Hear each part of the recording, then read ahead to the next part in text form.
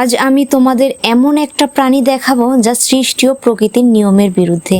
এটা একটি রহস্যময় প্রাণী যা অর্ধেক মানুষ আর অর্ধেক পশুর মতো দেখতে, লম্বা কিন্তু মাথার উপরে যেন একজন নারীর মুখ। এটি এতটাই অদ্ভুত যে এক সময় অনেক দেশ থেকে মানুষ পাকিস্তানে এসেছিল এই প্রাণীটিকে দেখার জন্য। আসসালামু আলাইকুম বন্ধুরা, এটা পাকিস্তানের করাচি।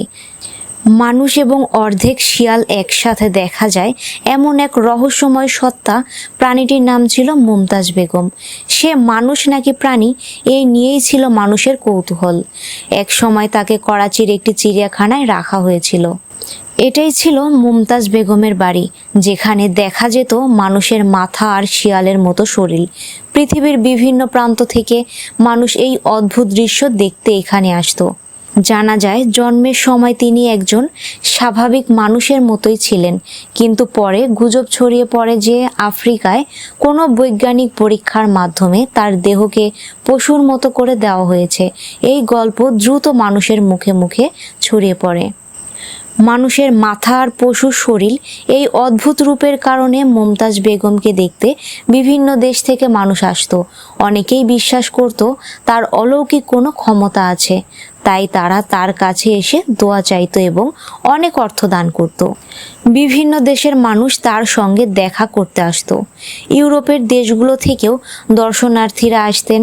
আফগানিস্তান, ইরান, শ্রীলঙ্কা, দুবাই সহ বিভিন্ন দেশের টিভি চ্যানেলও তাকে নিয়ে প্রতিবেদন করেছে বলে প্রচলিত ছিল। জাপানের জাতীয় টেলিভিশন সহ বিভিন্ন আন্তর্জাতিক গণমাধ্যমের নামও শোনা যেত। তবে অনেক সময় কিছু মানুষ অতিরঞ্জিত কিংবা মিথ্যা গল্পও ছড়াতো। আসল ঘটনা হলো মুমতাজ বেগমকে ঘিরে অসংখ্য গল্প প্রচলিত ছিল। তার নিরাপত্তা রক্ষীদের মুখ থেকেও নানা গল্প শোনা যেত। কিছু গল্প সত্যের কাছাকাছি হলেও অনেক গল্পই ছিল সম্পূর্ণ ভিত্তিহীন। সময়ের সঙ্গে সঙ্গে এসব গল্প আরও বাড়তে থাকে, আর কিছু মানুষ এসব গল্পকে কাজে লাগিয়ে অর্থ উপার্জন করত। কিন্তু মুমতাজ বেগমের রহস্য কি সত্যিই বাস্তব ছিল? সত্য হলো মুমতাজ বেগম কোনো অদ্ভুত প্রাণী বা নারী ছিলেন না। এটি ছিল একটি অভিনয়, একটি চরিত্র।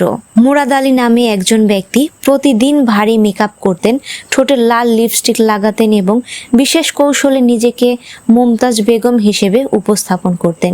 তার শরীরের নিচের অংশ একটি বক্সের মধ্যে লুকানো থাকতো এবং উপরে একটি ছোট ছিদ্র দিয়ে শুধু মাথা দেখা যেত। বাকি অংশ কৃত্রিম শিয়ালের দেহ দিয়ে ঢেকে দেওয়া হতো। ফলে মাথা ও শরীরের সংযোগ দেখা যেত না, আর দূর থেকে দেখলে মনে হতো যেন সত্যিই অর্ধেক মানুষ ও অর্ধেক শিয়ালের একটি প্রাণী বসে আছে। ধারণা করা হয় এই চরিত্রটি একটি প্রাচীন লোককাহিনী থেকে অনুপ্রাণিত ছিল। সেই লোককাহিনীতে এমন এক শিয়ালের কথা বলা হয় যে মানুষের রূপ ধারণ করতে পারত। এভাবেই জন্ম নিয়েছিল মুমতাজ বেগমের রহস্য, যা বহু বছর ধরে অসংখ্য মানুষকে বিস্মিত করে রেখেছিল।